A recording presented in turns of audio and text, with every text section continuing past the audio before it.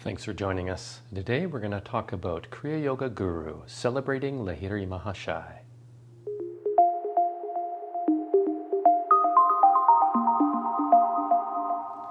September 30th, 2024 is the 196th anniversary of the birth of Shamacharan Lahiri, referred to by his disciples as Yogiraj Lahiri Baba, Lahiri Mahasaya, or Kashi Baba. He is considered as the founder of Kriya Yoga. Shamacharan Lahiri was born in the village of Gurni, Bengal, on September 30th, 1828, to the devout Brahmin family of Gurmohan Lahiri and Muktakeshi Devi. When Shamacharan was a young boy, his mother used to take him to the local Shiva temple for her worship, during which time the child would sit in rapt attention, eyes closed, like a living statue of Shiva. She would also take him to the banks of the river to do her washing, where he would smear his body in sand and sit in deep meditation. When he was 5 years old, his mother passed away and his family moved to Varanasi, also known as Kashi or Benares. His father enrolled him in an English school at Garueshwar. At age 12, he was admitted to an English medium school, which was part of the government Sanskrit college, where he studied for 8 years. There he studied English, Bengali, Hindi, Urdu, and Persian, and other subjects. He also studied Sanskrit, the Vedas, the Upanishads, and other scriptural texts. In 1846, Shamacharan married Kashamani, the daughter of Vaskapati Devnaran Sanyal, a devout Brahmin friend of his father. In 1851, Shamacharan was appointed as a clerk in the Public Works Department, Military Engineering Works at Gazipur. The office was responsible for dispatching army provisions and constructing roads. To supplement his income during this time, he earned extra money tutoring English army officers in Hindi and Urdu. In 1852, his office was transferred to Varanasi, and shortly thereafter his father passed away. He rented a house and took over responsibility for supporting his remaining relatives. In 1863, Shamacharan's first son, Tinkari, was born. This was followed by a second son, Dukari, in 1865, as well as daughters Harmati in 1868, Harikamini in 1870, and Hari Mahoni in 1873. Shamacharan was a firm believer in the importance of education and helped to establish the Bengali Tola High School and remained its founder secretary throughout his life. In November 1868, Shamacharan was promoted to head clerk and was transferred to Raniket near the slopes of the Himalayas. They were establishing a new office of the Military Engineering Works there to support the building of roads and military barracks. During this time, there was no accommodation available, and Shamacharan lived in a tent. As his work duties were not particularly demanding, he had ample time to roam the landscape and savor the natural scenery. One day, while he was walking along a path on a work-related errand, accompanied by armed guards and orderlies, he heard a voice calling his name. He looked up the slope and saw it was a sannyasi, holy man, who was calling him. The sannyasi quickly descended and stood in front of Shamacharan. The sannyasi had an athletic build, long arms, a calm gaze, and a gentle smile. It crossed Shamacharan's mind that the sannyasi was a leader of a gang of robbers who were hiding somewhere nearby. The sannyasi told him not to be afraid and that he had been waiting for him. He urged Shamacharan to complete his office task and then to visit the sannyasi's hermitage at the top of the mountain. The sannyasi then departed.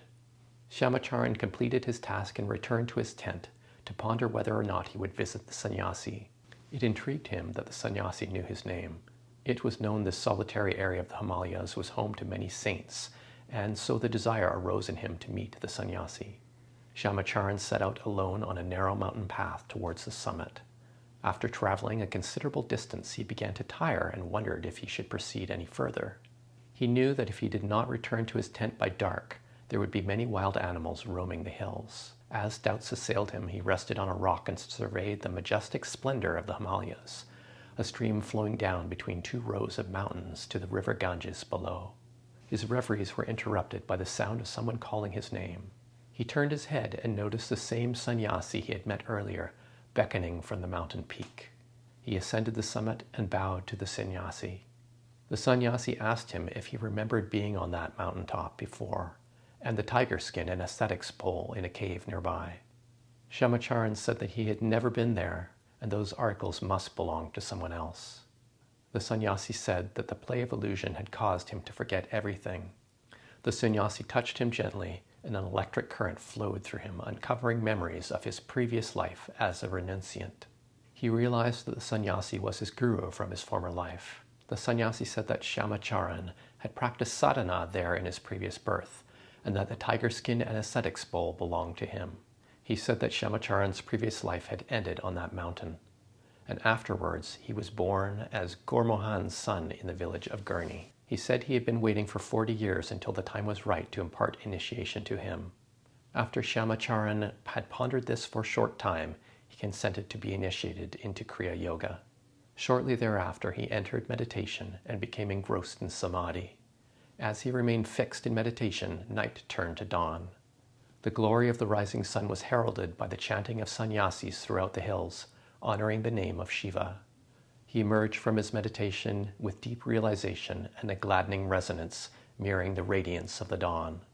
From that point onwards, Shamacharan would complete his daily work early and return to the mountain to see his guru, whom he called Babaji, revered father, to continue his sadhana. As he plumbed the depths of meditation, he developed increasing dispassion towards worldly life. One day, Babaji informed him that Babaji would soon have to leave the area as it was becoming unsuitable for his habitation. Babaji told him that the task that had brought him to those mountains was complete, and that he was to return to his worldly life. When Shamacharan protested to stay with his guru, Babaji told him that it was his duty to remain as a householder, to practice austere sadhana, and to be an inspiration to others. He entreated him to share this yoga sadhana, which is facile, simple, unostentatious, and effective. Babaji instructed him on the manner of imparting Kriya Yoga initiation and directed him to return to worldly life. Obeying his guru, Shamacharan applied for a transfer from Raniket in December 1868. After being transferred to various posts, he returned to Kashi, Varanasi, to live with his wife and children. Following the completion of his office and family duties, he would engage in intense yoga sadhana. During this time, his wife Kashimani would keep a strict vigil so he could not be disturbed in meditation. His yogic accomplishment, however, was unknown by Kashimani, and one night, upon awakening from her sleep and not finding him in the bed, she lit an oil lamp. She found him seated in Padmasana, lotus posture, in the corner of the room in deep meditation. Awed by his emanation of yogic bliss, she begged his pardon, as she had unconsciously been holding resentment towards him, and asked that she be initiated into yoga sadhana the following day. It was during this time that Shamacharan started giving initiations in Kriya Yoga. His first disciple was a florist from the Kedareshwar temple. Soon word of his yogic prowess got out and students flocked to him seeking initiation. He advised his students to continue to practice their respective faiths, but stressed that the basis of all religion is yoga, and that realization wasn't possible without yoga sadhana.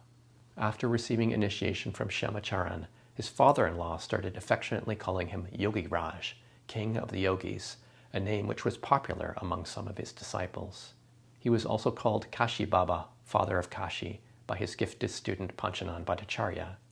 Yogi Raj retired from the Public Works Department in 1880 and devoted his time to teaching Kriya Yoga sadhana. He had students of all castes and religions, and all levels of social strata from beggars to kings. He stressed progress in the spiritual path through the life of a householder. If any of his students expressed a desire to become a sannyasi, renunciant, he would advise them that the life of a sannyasi is austere and with little margin for error, whereas the householder's life can bear the brunt of mistakes with forgiveness. He stated that the garb of the sannyasi is an external manifestation of spirituality, but that the quiet householder yogi's unostentatious sadhana has no external manifestation.